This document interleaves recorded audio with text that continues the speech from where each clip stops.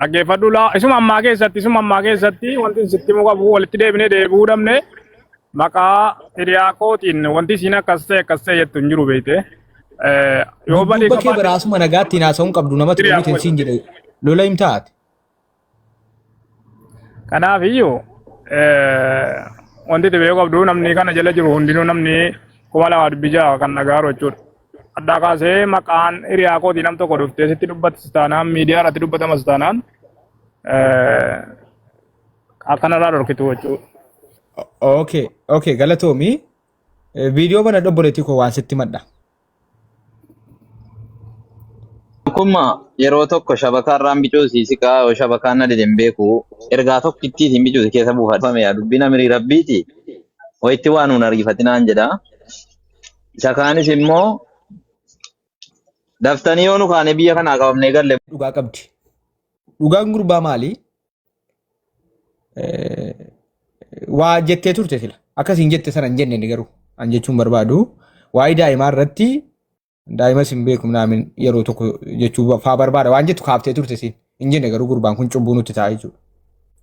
Komiin qabu kanarratti isiin darbattee turte waan kana hoo dhageessaniitu ta'e silaa nan yaada dhaqaa dhiyaan kooti waan eenyu ta'u jechuudha. Garuu mucaan waan kana hin dubbanne goboziidha jechuudha hin beeka zoolbal hin jenne jechuudha. Waan ati jette sana hin jenne akka ati itti yaadde sanas hin jenne.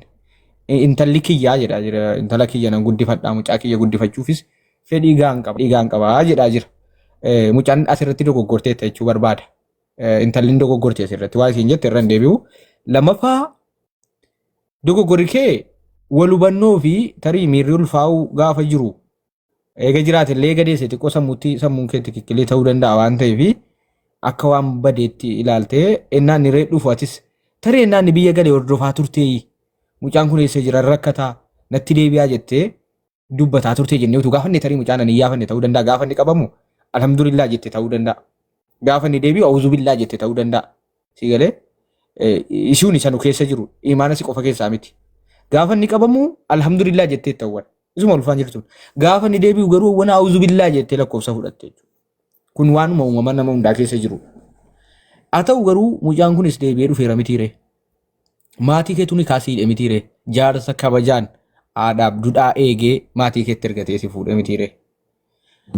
Nama hin didinaati jireenyi bultiin tokko mataati ilaal waa dhugaa tokko immoo sitti dhiifama naa godhi jalqabaa eerumeen bahe naan jette miti laata dhiifama naa godhi nama biraatti eerumtee turte dhiifama naa godhi waan dogoggoruu baadhe akkana waan naan jette natti fakkaata isa dura eerumeen ture naan jette natti fakkaata utuu isatti hin eerume. Akkasimi akkas naan jettee ila bultiin kee tokko hin diigama. Ilma namaa kamittuu namni walitti bu'aa hin diigama. Garuu bultii diiguu irratti xiyyeeffachuu hin qabdu.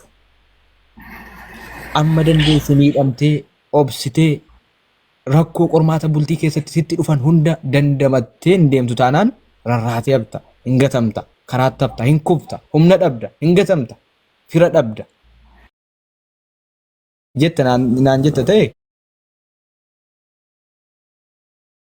akka naan irra caala fuudha dhiise rabbiin na arga.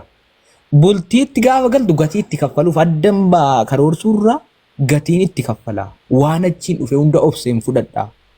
Ittan miidhamaa ittan cabaa yoo wanti miidhamaa dhufe ittan miidhamaa obsan qabaadha irran darbaa jettee danda'uudhaa qaba. Amma bultii tokko heerumtee gaafa baatu lama heerumtee baanaani mucaan kun maal jedhe sadii sin baata. Naaman sadaffaa sin baata. Qabdu waan taate waa'ee bultii keessatti lamuu amala sii ta'a deema. Sadii immoo sadii. Ankola mettee kan taate. Kan saatti nan deebi'a qoy. Inni sadii fuudhee jechuudha. Isatti sinan deebi'a kee qofa miti. Kee qofa miti. Inni ati eerumtee yeroo tokko lama yoo baate ammas nama tokko irraa ilmoo biraa tokko argattaa. Ammas nama biraa tokko irraa ilmoo biraa tokko argattaa. Jireenyi kee hin diigama. Sitti fakkaachuu danda'a amma. Tarii qaamaa hojjechiifadheera akka fedhetti hin jiraadha jechuudha. No, inni ulfaata. biyya Ameerikaa maan jiraatu in ulfaata galgala keetu bada in booraa galgalli kee si jalaa booraa galgalli booree jechuun yeroo humna hojjechuuf humna dhabdutu jira yeroo teessii namni achitti si gargaarutu jira bakka gatteessu tokko qabaachuu qabda waa adda diiguu akimal hundaan waliin gal tokko adda baatee amalli si dhibeennaan wajjin rakkattee boolla seentee obsitee dhoksitee wajjin hin jiraattu taanaani ammoo kan biraa yoo fuutee sirraa adda baata amalan dandeessu waan ta'eef hin aarta ta'uu danda'a hubachuu dhiisuu dandeessaa gatii kaffaluu qabda bultii ijaartettaa bakka ijaareera bakka gatii itti kaffale waan dhufu hundatti fudhadhu beekaa obsi beekaa dhiisi bakka eegatti seentee utuutti hin seeniin malee itti seennaan bakka gatii dhufu hunda kaffalee mataattan ol fudha balaas nagaas jechuu danda'uudhaa qabda isa kanaaf waan kana akimal yoona Kooti jettee hiriyaa koo tokkoon qabdu beekte ani yoon badii qabaadde na eeyyamuma keetiin ala nagaa gaafachuun qabdu. Dhaggeeffadhu laa isuma ammaa keessatti wanti sitti muka bu'u walitti deebinee deebi'uu dhabne maqaa hiriyaa kootiin wanti isiin akkas ta'e jettu hin jiru beekte. Yoo badii qabaadde bakkee biraasuma nagaatti naasa'uun qabdu namatti dhufuutiin siin jedhe lola hin taate. Kanaaf iyyuu wanti dhibee qabdu namni kana jala jiru hundinuu namni kuma lama dubbijaa kan nagaaru jechuudha. Addaa kaasee maqaan hiriyaa kootii nam tokko dhuftee sitti dubbatis taanaan miidiyaa irratti dubbatamas taanaan akkanarraa dhorkitu jechuudha. Okay galatoomii viidiyoo bana dhobboleetii koo waan sitti madda. Akkuma yeroo tokko shabakarraan bicuusiisi kaa shabakaan na didin beeku ergaa tokkittiitiin bicuusi keessa buufatame yaa dubbiin amirii rabbiiti wayitti waan nuun ariifatinaan jedha. Isa kaanis immoo daftanii yoo nu kaane biyya kanaa qabamnee galle bulookiitti ariifatinaa qabaan amara rabbiiti inni dhiiraas inni durbaasi isiniin jedhaatte fufaa. Okay waa'ee bilookuu irratti irra caalaan gorsan dabarsa. Irra caalaan abbaa warraa namni irraa qabamnaan kaadu. Irra caalaan isaa galman qabu.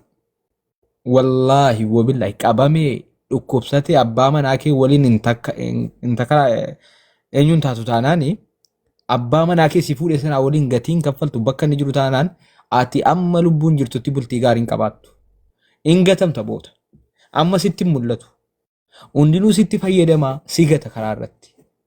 Abbaan manaa kee si fuudhee si wajjin jiraatee itti heerumtee taanaan Itoophiyaa galee allayyaa galee in cinfattu taanaan wallaahi billaahi saree buusaa raaceetti taata garuu yeroon sitti fakkaata in fudhattu amma yaada koo kanaan beekan yeroon si shawwada garuu amma abbaan manaa kee faan daalachaa biyya galee daalachaa miti yeroo si shawwada in huqqataa in daalachaa in rakkata garuu yeroon si shawwada